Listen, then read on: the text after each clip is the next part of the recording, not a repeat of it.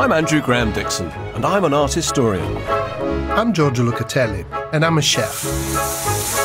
We are both passionate about my homeland, Italy.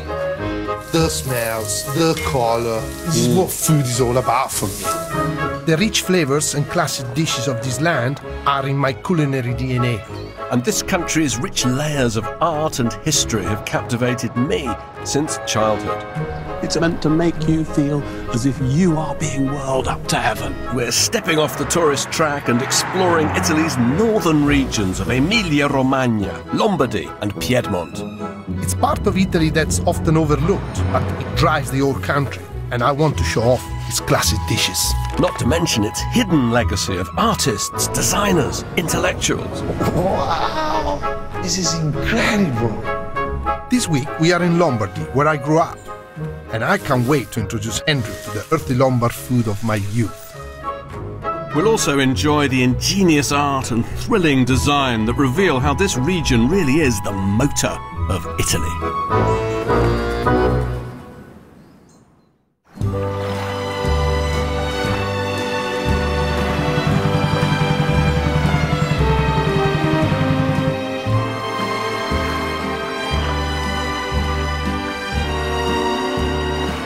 Lombardy may not be the most exotic region in Italy, but for me it's special.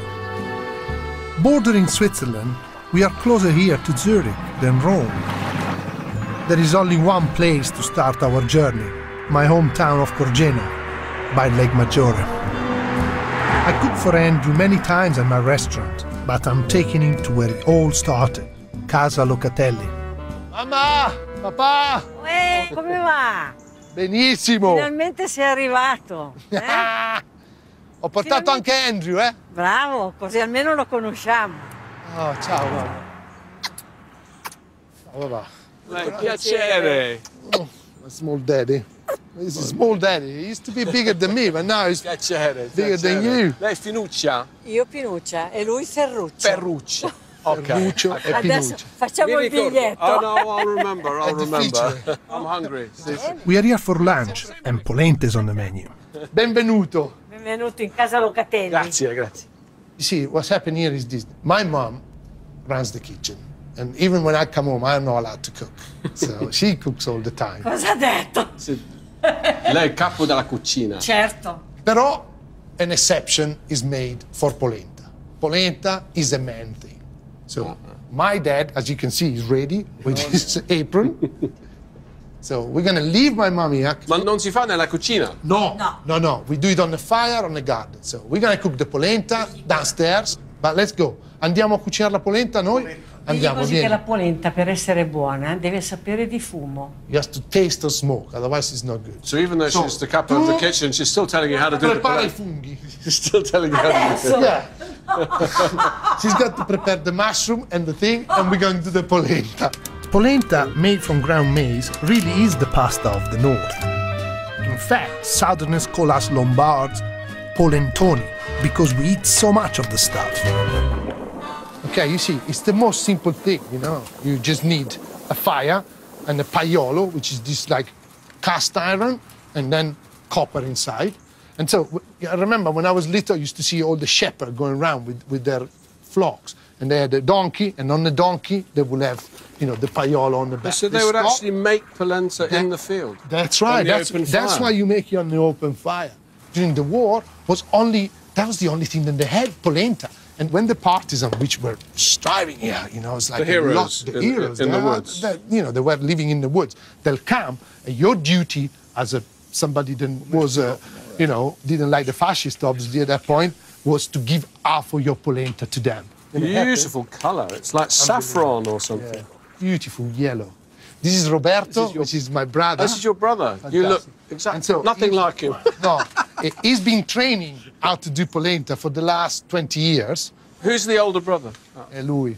Allora. And he's the one who's getting all the training. I'm just being around, just doing Michelin star food, you know, something not very important. I'm hungry. Is this the moment of truth? This is the most important moment.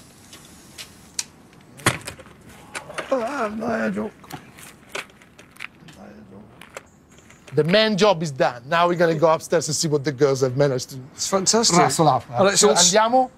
I like the way it's all swaddled up like a baby. While we were making the polenta, my mum was busy whipping up a meaty bruschetta and some delicious porcini mushrooms. Meno male che si mangia! Si mangia! This is the kind of food that make me fall in love with cooking. Hearty and simple, just the way I like it. Wow. Here, look at the lake and eat the polenta. Now you are full immersion. You smell it, this woody smell. You see how the flavors are so settled and so Mellow, gentle. Mellow, gentle. Almost like they reflect the personality of the people. Here the people are a bit more mellow. The nature determines what the people eat, but it almost looks like it almost determines as well the character of the people.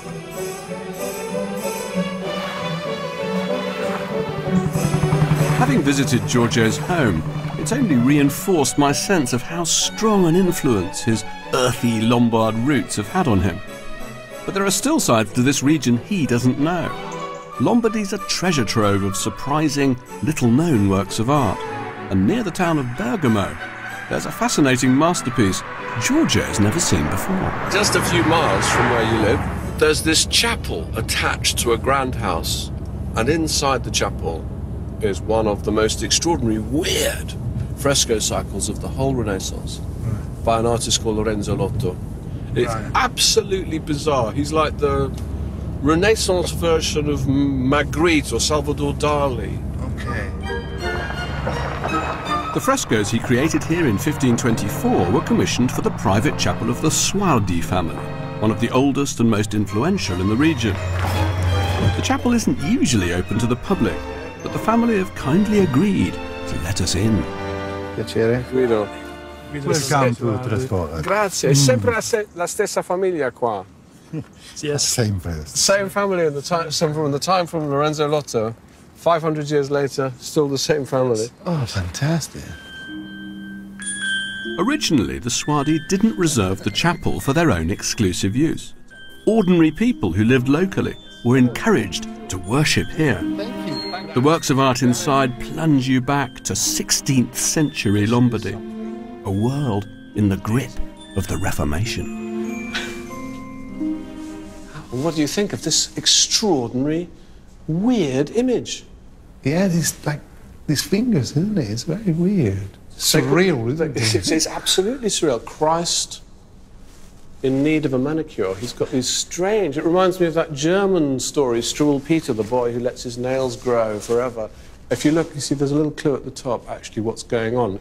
Lorenzo Lotto is the only painter who took that line from the Bible, Ego sum vitis, vos palmites. I am the vine and you are the branches. And he turned it into this extraordinary image. What are all these images up there? You've got saints are growing in the whorls and the curls of this vine as it reaches up. But although it's so striking as an image, you mustn't think of it as a single scene, because it's not. It's actually like a comic book. And what it tells is this very bloody story of Saint Barbara, Santa Barbara. And she is the daughter of Dioscoro, this evil pagan. And he wants to marry her off, but he wants her to be a virgin. So he locks her into this tower as he goes off on his travels. What he doesn't know is that when she's in the tower, Christ visits her, gives her a vision. She converts to Christianity. There she is, kneeling, praying outside the tower, always accompanied by this lovely little white dog with her. Yeah, the little dog is there. And now this is where the story gets bloody and turns nasty. Dioscoro, her father, has come back. And there he is saying, now's the time for you to get married. And she points up to heaven and says, no, I'm not going to marry any man. I have become a bride of Christ. Now, he has her tortured. He got her. Look, he's carrying her, pulling her hair there. Dragging her by her. Dragging her. And it gets really nasty. I mean, it's X-rated, isn't it? I mean, he doesn't pull his punches. So they apply burning brands to her breasts and her genitals. It's very physical. You know, Lotto's living in this time that's extremely violent. It really looks terrible, doesn't it? And throughout this sort of bloody story, sufferings are punctuated by little rays of hope. So now an angel comes down from heaven and gives her a white cloak to put around her body. And as soon as she puts the cloak around her body, her whole body is healed. And then her little dog is accompanying her all the way. The thing about this fresco cycle is the date. It's 1524. This is a time of huge crisis. In Wittenberg, in the north, just over those mountains that he's painted, Luther is saying, we must split the church, we must protest against Rome. And this fresco is the Suardi family's way of saying to everybody who lived around here, don't buy into the idea that this church is going to be split. Stay true to the old faith. And also, I think just the picture has this kind of normal people, so that the people kind of sympathize with that, or can see themselves part of these things. Absolutely. It's saying to the people, this could happen in your world. Lotto himself is actually represented in that fresco. Ah, okay. I think that's almost like his signature, and he's looking at us. And he's got this haunted expression. He's almost say like, got the message?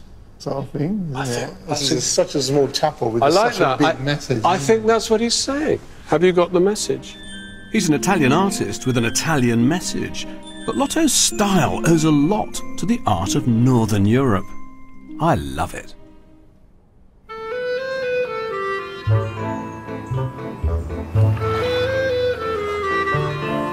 Andrew is right. Lombardy often has more in common with Northern Europe than the Mediterranean South. Progressive, pragmatic. Unlike the laid-back Southerners, the Lombards like to get things moving. And you don't have to look far, for example, from every era. My favorite is on the River Adda, one of the greatest arteries of Lombardy. It may not be a fresco, but I'm pretty sure Andrew will appreciate it. Andrew, this is it. This is the bridge. This is it. We are here. Oh, look at the drop. It's unbelievable. Try to turn right here. Here you got a lot of industry and exchange. So this bridge was very, very important for the communication. It is amazing. Built in 1889, the San Michele Bridge was much admired across Europe for its elegant design and cutting-edge technology. It's simple, beautiful, and most importantly, functional. Wow! It is enormous, isn't it?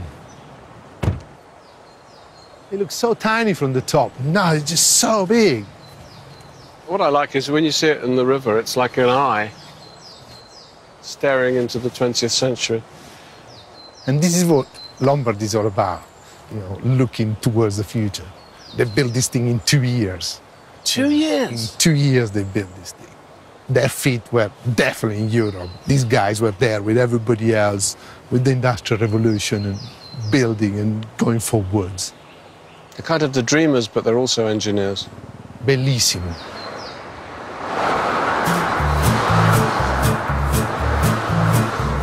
But I think we've had enough wandering around.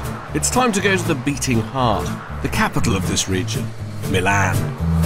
Even the road that takes you there, the A8, expresses Lombardy's forward-looking spirit. They say it's the first motorway in the history of roads. That's right. Not the German, not the English, but the Italians built the first. North Italians. This was the first road, straight, in a very Roman way, and went through all these big fat towns and took you to Milan. This road is also very important at a symbolic level for what northern Italy wanted to represent in the early 20th century, because throughout the 18th or the 19th century, Italy was a byword for a country living in the past, going really nowhere.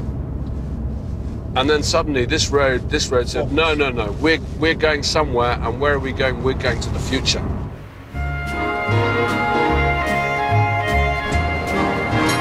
Rome may be the capital, but Milan is the real power behind Italy.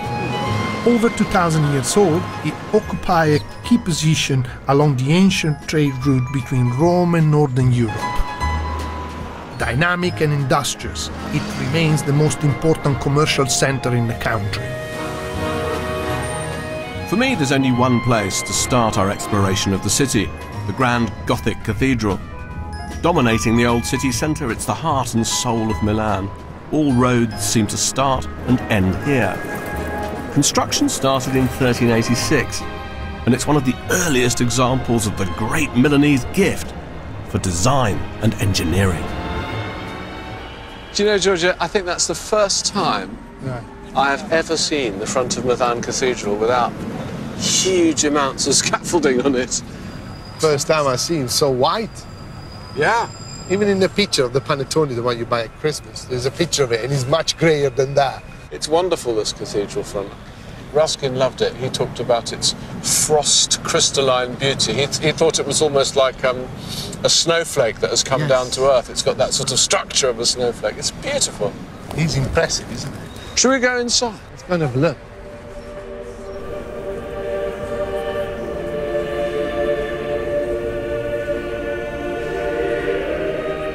Built over 6 centuries, the cathedral's one of the largest in all of Europe. It's dedicated to the Madonna and is still one of the great pilgrimage sites in all of Italy. I've visited many times and always find something new to marvel at. This time we're going to explore a very different part of the building. I love this. What a treat. We're on our way to the roof of the Duomo, the most ingenious part of its design. Oh, yes. How beautiful is that? I think we arrived. We've arranged to meet one of the engineers currently restoring the roof. Buongiorno, signor Merlin. Buongiorno, ben arrivati. Che piacere essere qui. Questo è Andrew, che è il mio amico. Grazie. Prego. Faccio strada. Grazie. Benigno Morlin works for the Veneranda Fabbrica del Duomo, the 600-year-old workshop that built the cathedral and is still dedicated to its restoration. Siamo nella parte di cantiere. Sempre lavoro. Non so dove. Oh, i pezzi, guarda. Queste sono le parti nuove, rifatte. Ah, queste sono delle parti rifatte. These are pieces that they remade. È marmo questo? Questo è marmo di Candoglia perché noi siamo Oh, beautiful. l'unico monumento al mondo che possiede la cava. Okay, so they own the quarry where you actually get this stone from. It is a historic quarry. It's an historic. It's the same. It's the same The same quarry. They got the stone from in the first place. It was modelled on the Gothic cathedrals of northern Europe, but the Lombard builders couldn't resist adding a few innovations of their own, and the construction of its roof was completely revolutionary. Nelle cattedrali nordiche generalmente la copertura è molto verticale, mentre qua, per portarla quasi in piano, il tetto è fatto da 2 serie di volte. Queste volte riducono la spinta laterale, tanto che i nostri archi rampanti sono stati realizzati più per motivi estetici che per motivi strutturali. Talking to Signore Morlin made us want to see more of the Duomo's crowning glory. I love how what might have been a purely functional feature has been made a thing of beauty. It's as if there's a whole other cathedral here up in the clouds, and it's open to the public too. It's a phenomenon, this building. It is incredible. It's the only great Gothic cathedral that seems almost designed for you to be able to enjoy and take pleasure in the structure of its making. Down here, you see, you've got this sort of series of walkways, pathways, was always made to be walked on, enjoyed. Right. So all the different levels, you can see the structure. And as a result of that, you know, they've exercised their ingenuity, whereas in other Gothic cathedrals, the spires and the minarets just rise up to the sky, pointing to God. Here, they've become plinths for outdoor sculptures. You could say this is the first outdoor sculpture park. You know what it reminds me? It reminds me of this, you know, when you wet the sand and you make these things and they just sort of like grow underneath your hands. It has the same kind of fragility to that. That's what's so beautiful about the Gothic, I think. This cathedral is actually the engine room of what's made Milan a great temple of modern technology and design, because in the Gothic period, the mathematicians, the engineers, the architects, the designers, they were brought into being by the needs of this cathedral. Solving problems. So yes, it's kind of a machine that's constantly attracting to Milan technological innovators. Back in the day, every great intellectual who came to Milan seems to have been involved with the cathedral. And in the Duomo's archives, there's evidence of one particular genius and his small contribution.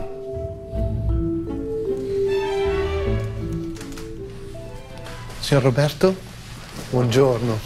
Siamo venuti a vedere il registro contabile. Sì, bene. Allora, me lo faccio vedere. Questo è un registro contabile della veneranda fabbrica. Questo libro parte dal 1480 e in avanti, si raggruppa dei pagamenti a persone che hanno lavorato per la fabbrica del Duomo. Tra questi list of pagamenti, payment for everybody who collaborate to build the Duomo. A lot of people seem to have collaborated. tra queste annotazioni contabili che sono contenute in questo volume c'è questa che è particolarmente interessante e come potete vedere Leonardo Florentinus sopra scritto qui. Scusi Roberto, sì. This is, you've picked this one out for us and it's actually evidence that Leonardus Florentinus, Leonardo from Florence, sì. i.e. Leonardo da Vinci, Certo, had actually done some work for the cathedral. How wonderful. Nell'agosto del 1487 lui ha avuto l'incarico di fare un modello per quanto riguarda il Tiburio, ovviamente. The Tiburio is the top It's of like the cupola. That's right. Il saldo del suo lavoro gli viene dato l'11 gennaio del 1488. In totale il modello ligneo gli è stato pagato 56 lire. What a wonderful little detail. Because that's far less than he would be paid for the major commissions. And yet a wooden model for a cupola is a very complicated thing to make. So that suggests to me that he really wanted to work on the cathedral. He wanted to leave a mark. He understood there on was Milano. something then, yeah. Well, of course, he didn't in the end design the cupola. Yeah, the model never got used. No. It's been lost. But grazie Roberto. Prego. What a wonderful piacere. Grazie. È stato un Piacere. Arrivederci. Arrivederci. It's very revealing that Leonardo sold himself to the court of Milan as an engineer rather than an artist. He worked for the great Duke Ludovico Sforza for nearly 20 years, designing bridges, boats, weapons of war. Design and engineering were the priorities in Milan. They're what its success is built on.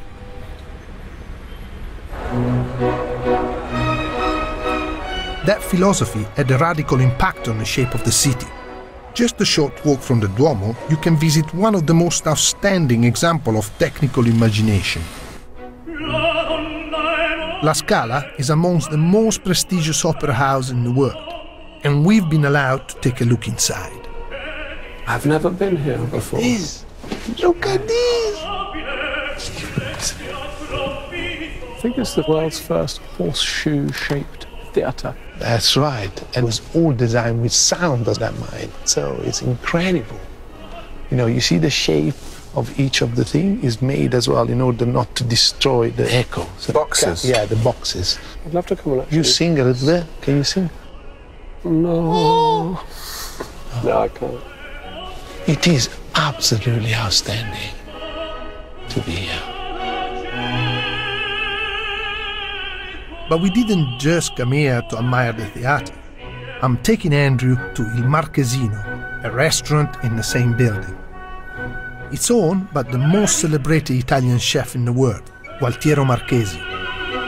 With 3 Michelin stars, he globalized Italian food and made it a success that it is today. Gualtiero is waiting for us. So come on. It's like a theatre club. That's what it is. We are in a theatre restaurant. Gualtiero? Buongiorno. Arrivederti. Questo è il mio amico Andrew. Piacere. Sono Andrea. Piacere. E volevo proprio che vi incontravate, perché lui è un critico d'arte e tu sei un cuoco più ispirato dall'arte che io conosco. Gualtiero make this dish in one of his creation. And to me is the dish that really represent Milan more than anything else that I ever seen before. E come si chiama? What's this Solo dish Milano? called? Just Milano? Milano. Italia. He says all Italy. Okay. E che piatto è? Vuole sapere che piatto è? Riso, oro e zafferano. È un risotto alla Rice milanese. with gold. Yeah, with Saffron and saffron. saffron. Siamo ricchi. We are rich. We're rich in Milan. I like it. Yeah. 2005.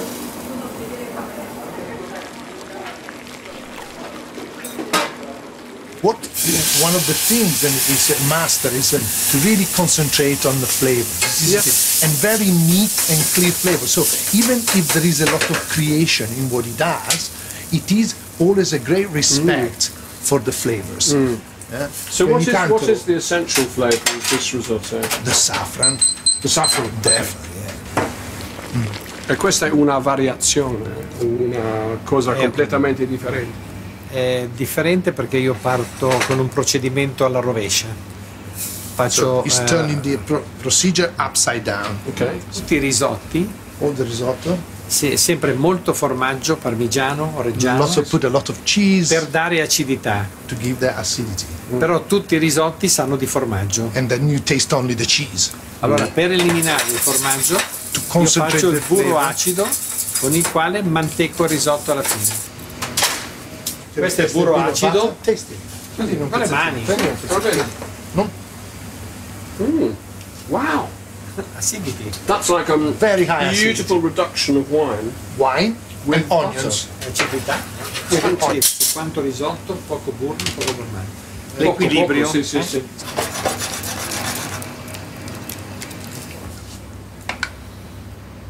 Beautiful thing. When he said gold, I thought he meant he was actually going to put some gold leaf in it. But he means no, gold no. There is some gold coming. No. Okay. Wait a minute. Lui la ricetta non l'ha mai vista e io non gliel'ho spiegata apposta perché volevo che fosse sorpreso da questa cosa. I was just wondering if it was metaforicamente oro o attualmente oro. Attualmente oro. Allora, vediamo. Non è proprio in mezzo, ma fa niente. That's amazing. Okay, you got to taste it. I have to taste it. Lo assaggiamo, Gualtiero? Prego. Posso? Prendo un po' di... E devi prendere un po' d'oro, Lo stesso. Oh, what an idea. I'm just going to eat loads of gold. Gli italiani mangiano subito l'oro. Solo l'oro. Really? Buonissimo. È vero? Sì, leggere, saporito. Quasi non c'è di formaggio. The shape of the rice. Can you feel the rice? Yeah, you can get the shape of each of the rice in your mouth, which makes a difference how you flavor it. Innovation doesn't mean then you have to complicate things or layers it so much. And this is a clear example of somebody to express himself without complicating things. So express yourself in simplicity. This is so important. Io amo troppo la materia per distruggerla. No, grazie. Alla prossima. Arrivederci. Grazie. I golosi. After sampling Marchese's gold, what better way than walk off the Regis with a passeggiata through Milan's finest galleria? Sophisticated and opulent, the Galleria Vittorio Emanuele is the oldest shopping mall in Italy. Strolling through this luxurious arcade, it's obvious why Milan is one of the fashion capitals of the world. Look how elegant they are. Even the traffic warden, look at them. Fantastic. Those are the cops. Those are the traffic warden, not the cops. And in Italy. Yeah, in Milan, you know.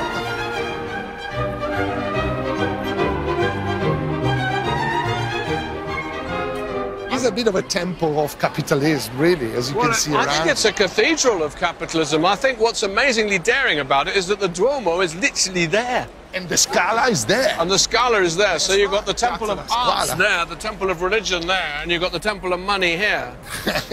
Because, this is what it's all about. But it is, and it's so grand.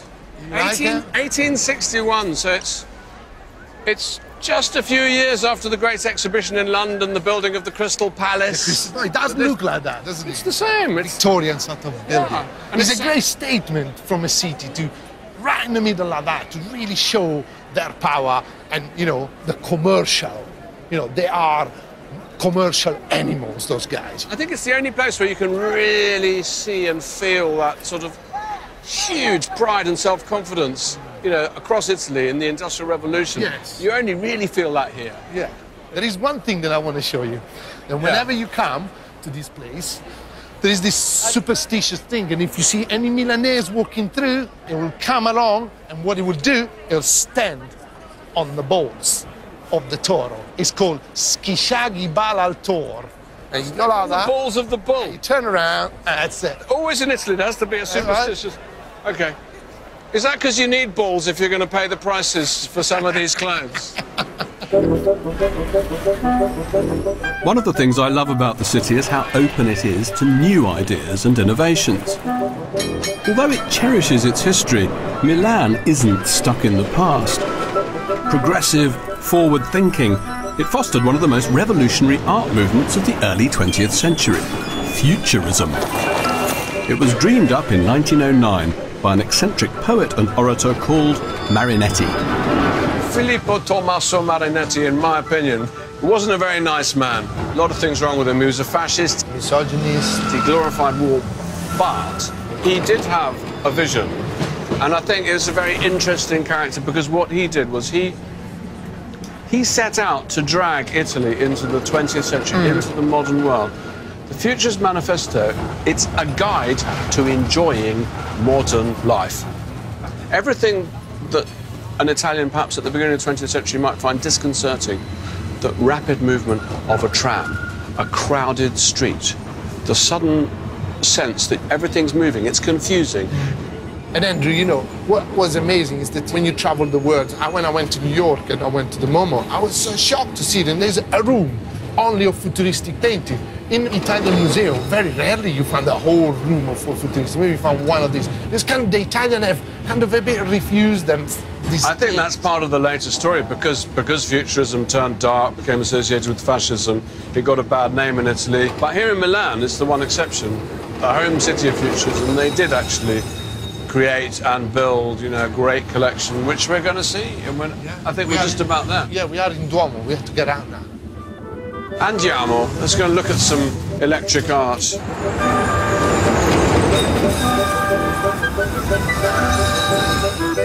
We're visiting the Novecento Museum, home to the best collection of Futurist art in all Italy. I really like this. It's like a little capsule of Futurism, all condensed into just a couple of galleries. Here they begin, they're in Paris, they're in the cafes, they're reading the papers, they're doing what Picasso had done. They're trying to think, what would it be like to be a modern artist? And I think suddenly on this other wall, bang, you've got the answer. They turn, this is not a very well-known futurist, Achille Funi, but he is turning to Milan. He's not in Paris, he's painting Milan, he's painting a man getting off a tram. Yes, it looks like, for real. Look at that. It's like an explosion, isn't it? I think what he's trying to capture that, you know, when we were on the tram, you know, that sense that the world is not still, that there's the sound, you can almost hear the shriek of the tram.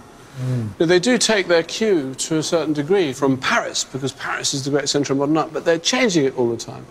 Think of someone like Toulouse-Lautrec painting the Can-Can girls. Well, this is an Italian artist, Gino Severini, and this is what he makes of the Can-Can. This is very much an artist who's read Marinetti's Futurist Manifesto, and he's interested in this idea that we are inhabitants of the machine age. And when he looks at the chorus line, it's as if he sees a group of people who've turned themselves into a kind of animated piston engine, their legs kicking. Yeah, the 12 piston going up. It's almost like people becoming like the inside of a motor car. They were setting themselves quite a difficult task, which is to capture in a still frame a sense of movement. I mean, this picture, once you read the title, you can see the subject, girl running on a balcony. It is there, the girls running on the balcony, literally. Like if it was like different frames of a moving image. Yeah. The farther you get, the more you can actually see the image moving. It takes really shape. It is brilliant. One of the things I like about Futurism is that they're trying to break up the language of the past. But the real star of the movement was a man called Umberto Boccioni. Look at this. This is Boccioni's sort of masterpiece in sculpture, and it's called Unique Forms of Continuity in Space. It was based, how appropriate for one of the masterpieces of Milan with its two great football teams, is based on the image of a football player. What do you think of it? Do you like it? I really, really like it. And, you know, it reminds me more than a footballer. He actually looks like one of those little robot transformers that my children used to have. Yeah, well, I don't think it's a coincidence. But it's the futurist man striding into what he thought was the future. The future. The futurists didn't just want to revolutionize art, they wanted to transform how Italians ate as well. Marinetti even wanted pasta banned, and in 1930 he compiled a radical cookbook. I can't resist trying out a couple of recipes on Andrew. What is that? Look, here you got a sandwich, then instead of having the bread on the outside, you have the salami on the outside, and the bread is on the inside. And so you've got anchovies and you got green apple. Fantastic, look, it looks brilliant, doesn't it? So it's really like a very Italian version of what they, what they thought, the food of the future would be. Did you expect me to like this? I expect you to taste it. I don't know, I made an effort to make it, so you're gonna have to taste it at least. Okay. Okay.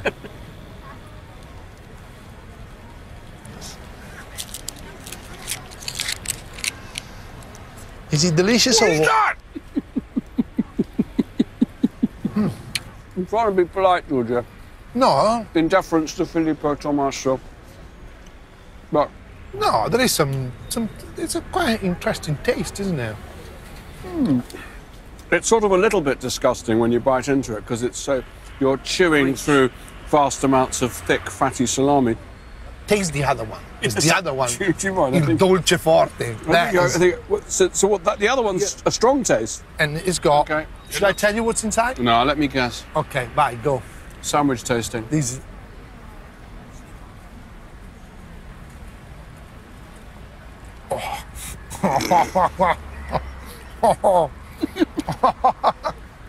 That is amazing. That's amazing. I have to say, actually, I like this one.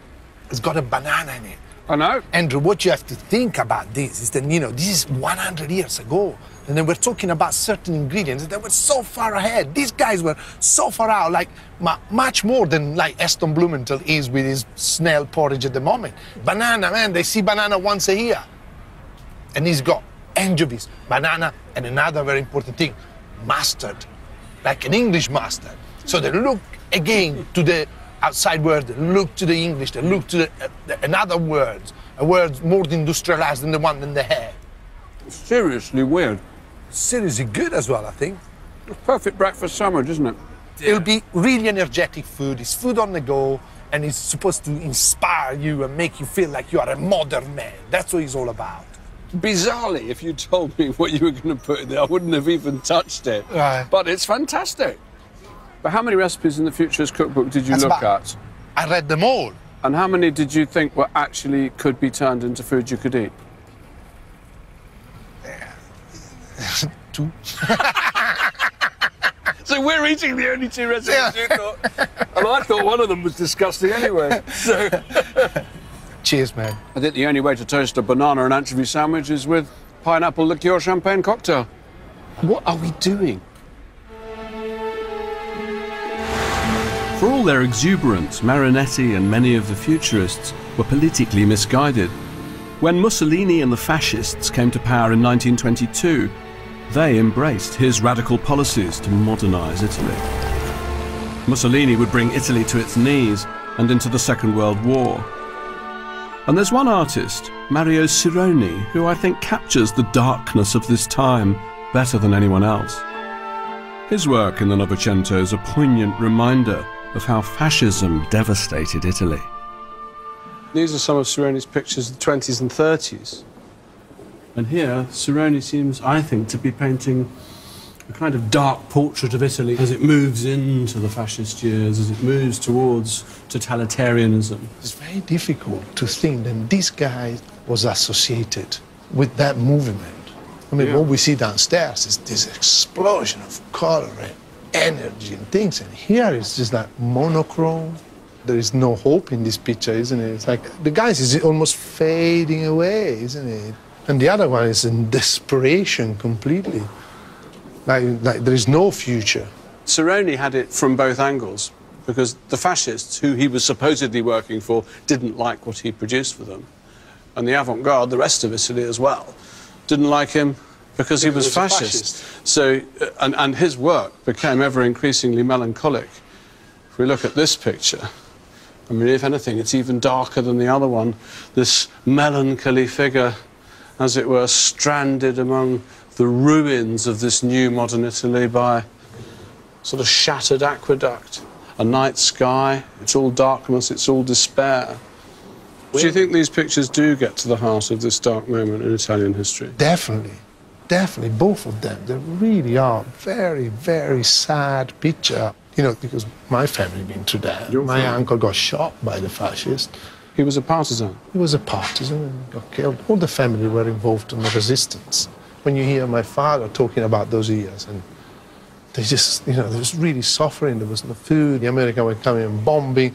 The Germans were running away. You know, it's just really like a social implosion there was. You know, somewhere along the line, he understood that this was what was going to happen. It's a roller coaster ride, Italian history.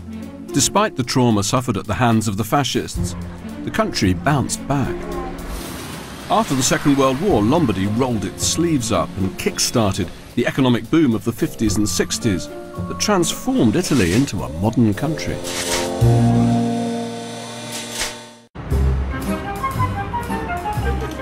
Even though they never stand still, the people of Lombardy also never forget their roots. And much of Lombard life is rooted in our food, the kind of staple dishes that I grew up eating. After a busy day, I think it's time for Andrew to experience a local classic. We've been pouncing around a lot. Pouncing around? Yeah, we've been in these super shops and things like that. I wanted to show you the art, the really what the people eat. So you're going to de-poncify us through food. That's right. So we have to check out one very important thing, because it's very early in the season. See if we got any cabbage. If you got cabbage, I can cook you cazzola. Ne abbiamo di verde? Come no? Oh, fantastico. Adesso sono proprio le prime. Sì. Ok, allora le prendiamo tutte e tre queste qua. Hearty and earthy. The cassola is just as representative of Lombardy as Marchesi delicate risotto. With the vegetable chosen, it's time to go to the butcher, the macelleria of Roberto Faravelli. See, this is the macelleria I told you. This has been here for 50 years, Andrew. You know, we're gonna meet the sun. The meat is the most important part of the cassola. This is real nose-to-tail eating. And I know Roberto will sort us out with the best cuts. Allora, divisa 2 al 2, quello di vitello magrissimo, ok? Prego chi gioca, buongiorno. A noi. Buongiorno Roberto. Buongiorno, come va? Benissimo. Bene, bene. Questo è il mio amico Andrew. Ah, piacere, Roberto. E gli ho promesso che oggi gli cucinavo la cazzola. La cassola. Ok, look at that. How beautiful.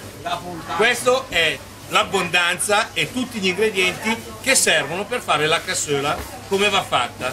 Allora, queste sono le puntine di maiale. This is puntina, pork, spare ribs. Spare ribs, yeah. Ok.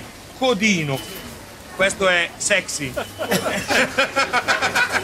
sexy Italian, Il grugno, il naso, il grugno, sì. Si chiama questo, Bello. che è colloso e lega insieme gelatina tutto insieme. So you put the pig's nose in to make it gelatinous. That's right. L'orecchio. Ears. Più croccante. Nice and croccant. Croccante. È una carne che anche bollita resta sempre più dura. How do you say in Italian that's a meal to put hairs on a man's chest? Ha detto il mio amico Andrew che questo qui è un pranzo che ti fa crescere i peli sul petto.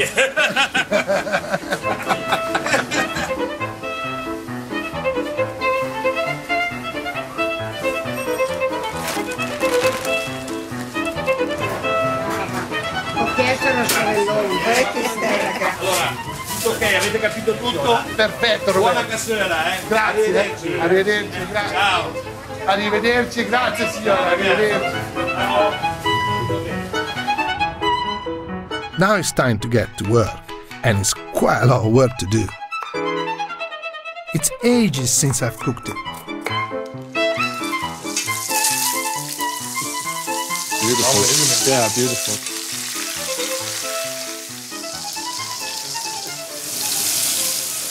The smells, the color. You know, this is what food is all about for me. This is the smell that I used to smell as I come home from school. As soon as I get to the gate of the house, I knew that my grandmother was cooking this. because you can smell it from outside. Red wine. Such a good smell. It does, doesn't it? Nice cooking. So we're going to add the rest of the pig. Do you want me to shave the pig's That's ear? right. What I want you is to take away the air. Just add that, yes. And in the meantime, while you're doing that, I'm going to add the other pieces. The tail, the snout. So this feels to me like a recipe that people have been cooking for many centuries. The idea is that you're using this part because they are the part and they are straight away ready to be used when you kill the pig. The rest of the meat, if it's hanged for a bit, is better. The ham will go being cured, the back will be heating in slices. Oh, because this is the dish for the day of killing the pig, right? That's right. Ah, it all begins to make sense. So here I got the cabbage. Cabbage and pig, it's a classic combination, isn't it? Absolutely. And now, all we have to do is wait for a couple of hours. Okay, we are happy. Finally, it's ready, and time for Andrew to taste Lombardy. Andrew, I introduce you to the cassola. Smell that. Fantastic. The nose. Looks lovely. I'm gonna have the ears. Is there another ear? I'll give you half of my ear. Then, Andrew, what you do? You excavate some cabbage. Cabbage is fantastic. It's completely permeated with the meat juices. And kind of sweet, you know. Yeah. Here's a bit of ear. It's like cutting into jelly. Fantastic. Really good. Completely melt in your mouth, isn't it? It's fantastic food. I love food that belongs to somewhere, to a culture. And this is, for me, is Lombardy. Fantastic. Cheers. Cheers. Spend the next 2 hours eating. That's okay, we've got time. Pace yourself. I know, we've got a lot to get through. The cassola was the perfect dish to change gear and lead us out of Milan. We've come to Mantua in the Po Valley, one of Lombardy's great treasures. Tranquil and elegant, it's home to the second great masterpiece I want us to visit.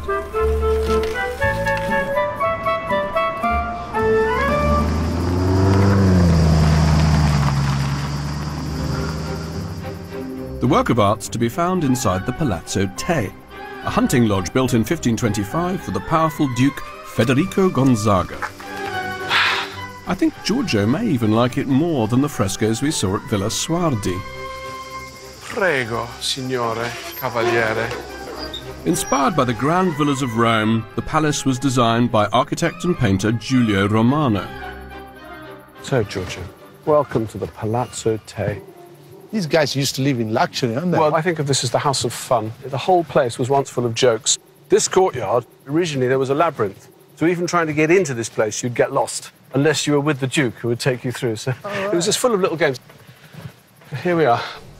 This palace was not a place for serious thought. It wasn't a place for the administration of his estates. It wasn't a place for business. It was, so to speak, a place for monkey business. No way. And I think the theme of this set of illustrations or decorations is basically sex and drinking. Inside, Giulio combined his skills to create some truly sense-stunning illusions. Everything I've shown you so far is a prelude to Giulio Romano's Pièce de Résistance. Wow! Oh my God. Come in the middle, come in the middle. So brilliant. Oh. It makes you almost feel sick, doesn't it? It's like he's falling down, the whole thing. Is he not straight or something? No, it's not straight at all. The room's got no corners, you see. But that's why it felt like you really fell down, isn't it? Wow. And originally, the floor was undulating, so when you came in, you would almost stumble and feel like you were taking part in the scene, because the subject, in a sense, is the biggest earthquake in mythological history. It's called the Sala dei Giganti. La Sala dei Giganti. And the story is that the giants had tried to rebel against Jupiter in heaven. And Jupiter punishes the giants by striking them with thunder and lightning. God, this is incredible. Giulio Romano was taught by Raphael, the great master of the high Renaissance, the master of calm, tranquility, order, reason. And this, so to speak, is the first thing that Giulio Romano does after he gets out of school. He's rebelling against his teacher. It's almost as if he's bringing down the great edifice of the high Renaissance. He's bringing it down with his jokes and his games, poking fun at it, making fun of it. This style of art is called maniera, mannerism. It's a reaction against all that purity, all that classicism. Incredible. What a place, eh? I'm glad you liked it. Palazzo Te certainly packs a punch, but it's not just architecture and painting which Lombardy does brilliantly. A short drive away in Cremona is another example of the perfect marriage of tradition and innovation. It's the home of the Stradivari violin. Antonio Stradivari perfected the art of violin making here in the 18th century. The Lombards have always been proud of their excellent craftsmanship, and they're still making instruments to the Stradivari standard today at the International School of Violin Making. Number 5, here we are. Come, Henry.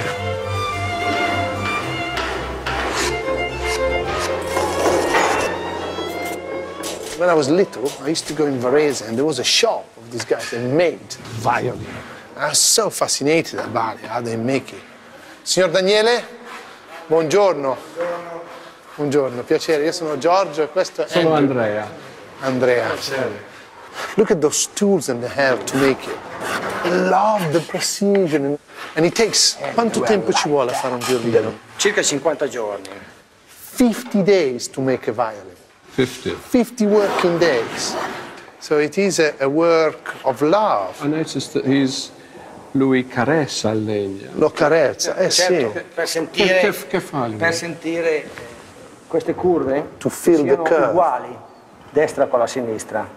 One little stroke of that wrong, you can just mess it all up. So to me, this is artisan work taken to a different level. Look at that. It's beautiful. Every luthier goes and chooses his own wood, like an artist would choose his own colors. Michelangelo going to Carrara to choose his marble. Or a chef chooses his own ingredients. Yeah. You know, the principal ingredient is the wood. Stradivari violins are the most valuable in the world. In the town museum, there is an unrivaled collection of some of the master original instruments. To preserve their sound, they must be played regularly. I have arranged for us to have a private audience with Maestro Bosco, the person responsible for keeping these precious objects alive. Allora, maestro, qual è il violino che oggi ha bisogno di un po' di allenamento? È rimasto il violino di Stradivari del 1727. Come si chiama questo violino? Vesuvius, il colore rosso vivo della Varese. So we're going to hear a Stradivarius, and it's called Vesuvius. I can't quite believe we're going to have our own private concert played on an original Stradivarius. Il Vesuvio.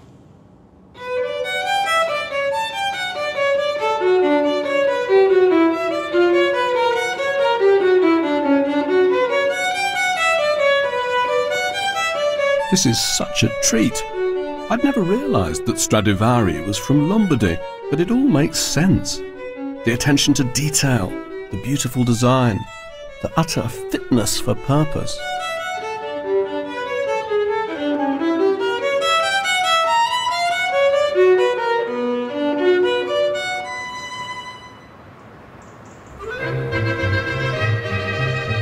There is one last stop for us in Lombardy.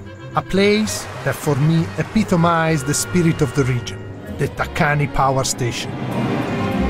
Built in 1904, it was one of a series of hydroelectric plants on the River Adda that powered the modern success of Lombardy. My father and his father before him were hydroelectric engineers, so places like these are special to me.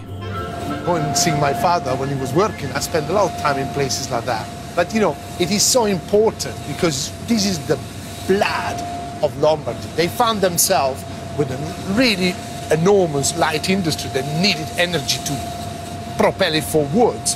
And so they didn't have anything to burn. So they harvest the power of the mountain and this water coming down. I love these old machines. I think they're wonderful.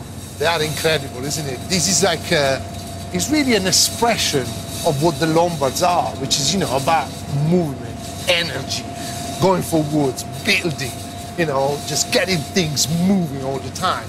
They really built them to last, didn't they? I mean, I think they were made in 1904 and they're still powering Lombardy with electricity. Yeah. And you know, what is really, really nice as well is, you know, a river makes the motion to get the tram in Milan to work.